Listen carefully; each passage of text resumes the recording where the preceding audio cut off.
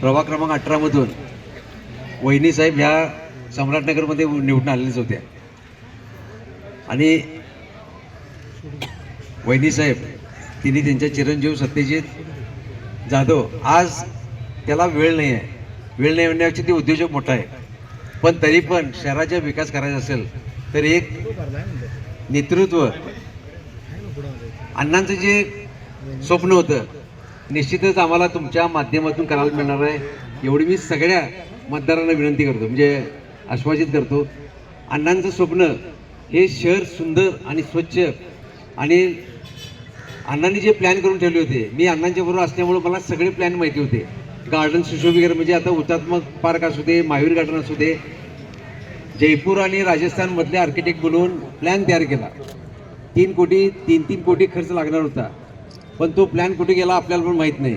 पण निश्चितच येत्या काळात, आणि वहिनी आता शिवसेना उपनेता असल्यामुळं फंड कुठेही कमी पडणार लक्षात ठेवा. जर विकास करायचा असेल तर सत्यजित जाधव तिथे गेलेच पाहिजेत, आणि 100% जावळाचे गणपती समोर उभारून सांगतो की ते गेलेले आहेत.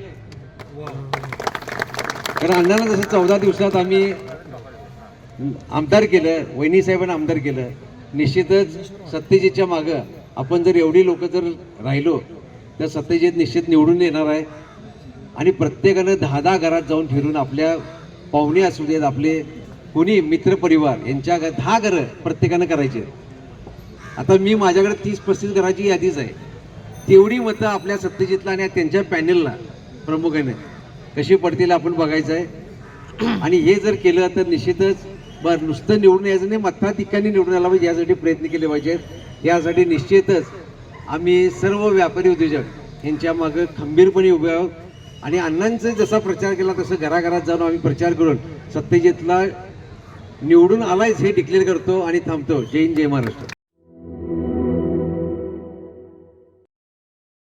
मटन थाळी, चिकन थाळी, स्पेशल गावरान चिकन थाळी इतकंच काय, ऑर्डरनुसार मुंडी रस्सा आणि खेकडा थाळी. आणि हो, शाकाहारी लोकांसाठी खास व्हेज गावरान थाळी सुद्धा उपलब्ध आहे बरं का, फक्त रानवारा रिसॉर्ट मध्ये. संपर्क 9209 76 13 53.